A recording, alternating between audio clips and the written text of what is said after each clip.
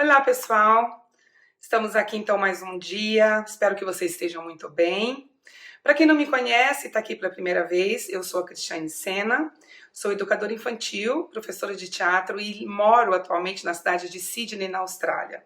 Você está no 50 a mais com o Cris, que é justamente o nosso canal aqui de troca de experiências. Hoje eu estou feliz porque nós vamos falar sobre autoestima infantil. E a autoestima infantil está na minha vida desde quando eu comecei a trabalhar com as crianças, né? Então é algo que eu pesquiso muito, que eu me preocupo muito, que eu tento orientar os pais. E eu acho que falar sobre isso hoje pode ser que passe aí a muitas pessoas a entenderem melhor a respeito e da importância que é. Tá bom? Mais uma coisa, não sei se vocês perceberam, a luz aqui tá muito forte, porque a gente ainda tá tentando nos achar aqui com relação à textura, tá, gente? Já tentamos de várias formas melhorar isso, mas é o que temos para hoje, como falam, né? Então, vamos começar? Bom, então, é assim, para eu começar a falar, eu acho que vale a pena explicar melhor a definição do autoestima, tá? Para quem tem ainda alguma dúvida, não sabe muito bem como explicar isso. Então eu achei aqui uma definição que eu vou ler, porque eu acho que é a definição que mais me agradou até o momento, tá bom? E eu vou explicar o porquê. Então, o autoestima é o apreço, valorização e confiança que uma pessoa tem por si própria, sendo formada ainda na infância. O autoestima é a apreciação que uma pessoa faz de si mesma em relação à sua autoconfiança e o seu autorrespeito. Através dela, podemos enfrentar desafios e entender os nossos interesses. Então é assim, quando fala que a partir da infância que é formada, que deve ser formada, eu acredito que assim, o grande valor que se dá tanto para a educação quanto para uma educação em casa, né? No caso, a educação na escola e a educação em casa, é a importância de se entender o autoestima e de procurar aplicar, procurar ajudar as nossas crianças a elas terem uma autoestima alta, uma autoestima bom, não é? E aí, para que isso aconteça, a gente precisa falar um pouquinho sobre os nossos hábitos. Eu achei um speech de uma mãe numa organização de conferência, não sei se vocês conhecem, chama TED, é T-I-D, é T-E-D. É uma organização internacional, eles têm o website deles, se eu não me engano é TED.com, mas eu vou deixar nas descrições aí, tá bom? Para vocês. E essa organização, ela permite que as pessoas que não precisam ser necessariamente profissionais, mas pessoas que entendam, que pesquisem sobre certos assuntos, que eles passam a gravar essa aula, essa explicação, e aí é colocado no TED para que qualquer pessoa tenha acesso. E eu achei uma de uma mãe falando sobre como ela mudou a partir do momento que ela começou a procurar entender melhor o filhinho dela, que ainda era criança. E aí ela nos traz certas informações que tem muito a ver com os nossos hábitos. Não tem como nós ajudarmos as nossas crianças sem que a gente entenda e olhe e perceba os nossos hábitos, gente. Atualmente, eu acredito que já há um tempo, a gente precisa encarar e entender que as nossas crianças, elas são pessoas, seres humanos, que têm pouco acesso, ou seja, pouco conhecimento da vida, mas que entendem se você explicar a lógica, não é? Então, começando a falar sobre os hábitos, e isso eu chamo a atenção aqui não só dos pais, como dos educadores também, tá? Afinal de contas, a educação que eu entendo, ela tem que envolver não só os pais, como os professores, os educadores, para que a gente possa, sabe, dar à criança, proporcionar à criança a extensão desse conhecimento, dessa forma de educar. Então é assim, quando você está na rua, por exemplo, e você encontra uma amiga que tem um bebê no colo, normalmente como você faz? Você cumprimenta a sua amiga e muitas das vezes você nem olha para a criança. Quando você está atrasada, que você está com pressa, pior ainda. Eu já me peguei numa situação dessas, né? E hoje eu vejo como é importante quando você encontra qualquer amigo que tenha crianças ao redor, de cumprimentar cada um. De preferência, dar um beijinho ou estender a mão, né? Elas se sentem valorizadas. E aí, de novo, a gente entra no conceito do teatro, lá atrás, nos outros vídeos que eu falei sobre a minha experiência. Você gostaria de estar com a sua mãe e uma amiga chega, fala com a sua mãe, nem olha para você, não te cumprimenta? Você gostaria disso? Não, né, gente? Uma outra coisa e isso eu acho assim, que depois que eu percebi, eu falei, gente, é óbvio que nós fazemos errado. Quando nós levamos as nossas crianças ao parque ou em algum evento que eles vão terem uma interação com outras crianças, normalmente, quando está na hora de ir embora, o que a gente faz? A gente olha para a criança e fala, vamos filho, está na hora. Não é? A gente não pergunta, a gente não chama a criança e fala, filho, a gente precisa ir, você está pronto? Podemos ir agora ou você quer mais uns 5 minutinhos? Sabe por quê, gente? Às vezes essa criança, ela está no meio de uma interação que ela acabou, né, num contato com outra criança que ela acabou de começar. Às vezes ela está no meio de uma atividade, não é? E a gente corta. A gente não dá o exato valor àquele momento. E aí, de novo, se você, pensando mãe ou professora, estivesse na situação da criança, você ia gostar? Não, né, gente? Quer ver uma outra atitude que eu acho que eu já me peguei fazendo? Você no telefone, mãe ou professora, falando ou resolvendo algo importante, e aí o filho começa, tia, mãe, eu quero isso, mãe, eu quero aquilo. O que a gente faz? Normalmente a gente, para, eu estou no telefone, não me perturba agora, eu não posso. Não é assim? Então, ao invés de fazer isso, peça um minuto para a pessoa que você está falando, vire para a sua criança e fale, agora eu não posso, assim que eu terminar eu volto a falar com você. Volte a falar com a pessoa, passe o tempo que você tiver que passar, que for necessário, mas nunca se esqueça, gente, de voltar a falar com a criança. Chame o seu filho, fulano, agora eu posso te ouvir. O que você quer, meu filho? Ou o que você quer, minha criança, no caso de uma educadora, não é? Então, a gente percebendo os nossos hábitos e começando a mudar, aos poucos nós vamos ver que as crianças começam a mudar o comportamento deles. É tão simples e tão banal, de tão simples que a gente não se percebe fazendo isso, não é? E aí eu incluo toda essa atenção, minha gente, não só aos pais. Eu também estou pesquisando o que os psicólogos falam atualmente, né? Dentro da minha área, eu como educadora, como tendo uma creche que eu tenho, eu preciso estar atualizada, eu gosto de sempre estar fazendo algum workshop, ou participando de alguma conferência, ou pesquisando, principalmente o que os psicólogos falam, né? Tem um psicólogo que o nome dele, se eu não me engano, é Meyer, é alguma coisa, não, Meyer não, Meyer. Eu vou deixar também nas descrições para vocês assistirem. Esse vídeo do psicólogo, ele fica 1 hora e pouquinho. Gente, vale muito a pena. E eu dou uma dica, assistam, educadores ou pais que queiram, assistam com tempo para vocês ouvirem realmente o que ele está dizendo. Para mim, foi um dos psicólogos assim que mais faz sentido dentro da minha visão, dentro da minha experiência até o momento, né? Eu me coloco numa situação como educadora que eu estou aprendendo a cada dia. Eu não acredito que nenhum psicólogo e nenhum profissional acredito naquele que abre a boca e fala, eu sei de tudo. Podem contar comigo, porque eu sei. Eu entendo 100% desse assunto. Eu não acredito nisso. Aliás, eu até desconsidero, não levo muito a sério, quando eu percebo um tipo de arrogância em certos profissionais.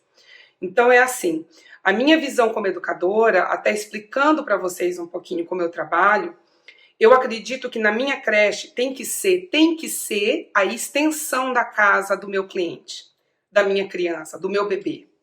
Então, até o momento em que essa criança vai se adaptar à minha rotina aqui dentro, não é? Então, é um trabalho em conjunto. Não existe, não tem como uma escola trabalhar sozinha sem o auxílio dos pais. Eu também não consigo entender, eu também não acredito que os pais possam ser responsáveis 100% por uma educação sem a ajuda de um educador, de uma professora, tá?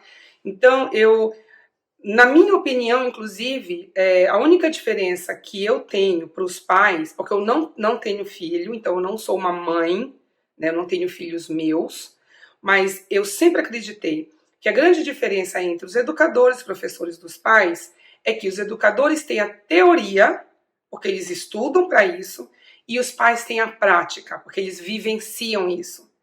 Então, eu não tenho como chegar numa conclusão de algo na minha vida sem que eu peça a opinião dos pais, sem que eu converse com os pais o que está acontecendo e o que precisamos fazer para ajudar a criança em determinado momento, tá? E aí, gente, até para terminar, eu gostaria de de contar uma história que aconteceu comigo recentemente, tá? Eu tenho um menino, eu vou dar um nome qualquer, tá? Que eu não posso dar nomes e nem mostrar fotos, até para proteção infantil, né? Vamos supor que o nome dele seja Marcos, tá? O Marcos, ele tá comigo já há quase 4 anos. Ele começou comigo quando ele tinha uns 8 meses, bebezinho, e ele vai sair agora para entrar na escola mesmo. Então ele já tá com 5 anos e ele começa a escolinha já a partir do ano que vem. Bom, o Marcos, o ano passado, ele ganhou um irmãozinho. E quando eu soube da mãe dele que ela estava esperando um segundo filho, eu, como uma educadora que sou e que acredito que é o meu dever, né, a minha função, chamei a mãe para uma conversa e contei, olha, acontece isso, isso e isso, você tem que começar a fazer com que o Marcos participe desse momento enquanto o bebê está na barriga e fazer com que o Marcos entenda que esse bebê é dele, para que ele se sinta incluído e responsável pelo bebê, não é? A criança, o que ela precisa? Ao meu ponto de vista como educadora, ela precisa da presença dos pais e de brincadeira. Isso são 2 coisas vitais para qualquer infância, né?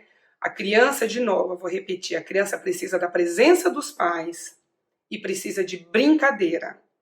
Obviamente, a gente não vai falar das necessidades básicas, tá? Isso a gente vai deixar de lado. Já entendemos que a criança precisa de comida, alimentação, higiene, tratamento para qualquer doença, enfim. Mas eu, conversando com essa mãe, eu expliquei para ela, eu falei, olha, a gente precisa se preocupar um pouquinho, porque quando um segundo filho vem, que é o primeiro irmãozinho, o mais velho, que até então a casa inteira era dele e a atenção 100% era dele, ele pode passar a ter problemas de ciúmes, pode inclusive até ter depressão por se achar muito deslocado e largado, deixado de lado, não é? Então, para que isso não aconteça, desde bebê, na barriga ainda, a mãe tem que chamar o filho, nem que seja 15 minutos por dia, conversar e dizer, olha, filho, pegue com a sua mãozinha, bote na minha barriga, tá vendo? E assim, a cada mês que passa, que a barriga vai crescendo, mostrar para ele como é que tá a barriga, botar o ouvidinho dele para ouvir a barriga, porque tem os barulhinhos, né, do bebê lá dentro. Então, isso tudo ajuda para que no momento que essa nova criança chegue, ele não se sinta tão deixado de lado. Só que o que aconteceu? A mãe não fez o que eu disse, tá? E aí, imaginem o que eu tive que ter e passar a experiência. Esse menino, Marcos, ele começou isso já no primeiro dia quando o bebê nasceu, o irmãozinho dele. Ele só chorava, o Marcos, o dia inteiro. Ele vinha para cá, a mãe tinha que ficar 15, 20 minutos com ele. Quando a mãe ia embora, demorava quase meia hora para ele voltar ao normal. Eu conversava com ele o tempo todo, explicando por que você tá assim. E ele falava, porque eu quero ficar com a minha mãe. Por que a minha mãe tem que ficar só com meu irmão? Por que que ela tem que me deixar aqui? Isso tudo não tinha sido trabalhado com ele antes. Então, esse menino, ele teve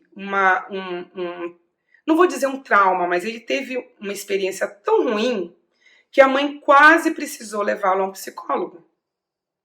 Eu, inclusive, disse a ela, vamos fazer o seguinte, você fica com o Marcos também, durante umas 2 semanas, não precisa trazer o Marcos aqui, você não precisa me pagar, na época eu nem deixei de cobrar o dia, eu cobrava tipo a metade, por exemplo, do valor.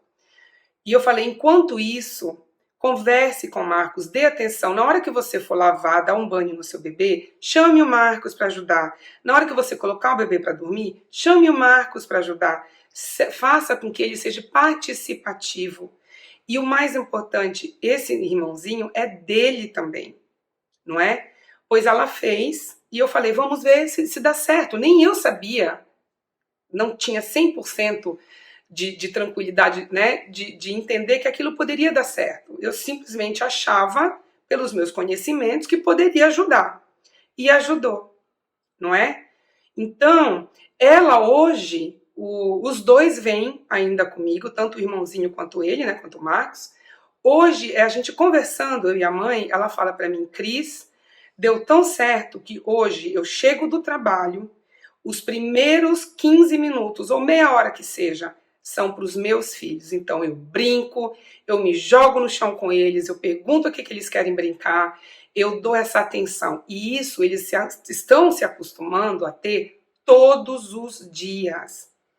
Às vezes eles reclamam de manhã. Ai, mãe, você já vai trabalhar de novo e eu vou ficar com o Marcos. Aí sabe o que eu faço? Eu falo, mas quando eu voltar nós vamos brincar. Então, enquanto você estiver lá com a Cris, você escolhe o que você quer brincar com a mamãe, que quando a mamãe voltar à noite, nós vamos brincar. Ela fala que às vezes ela atrasa o jantar que ela faz à noite, mas ela falou para mim, eu criei esse hábito e eu percebi o quanto o meu filho teve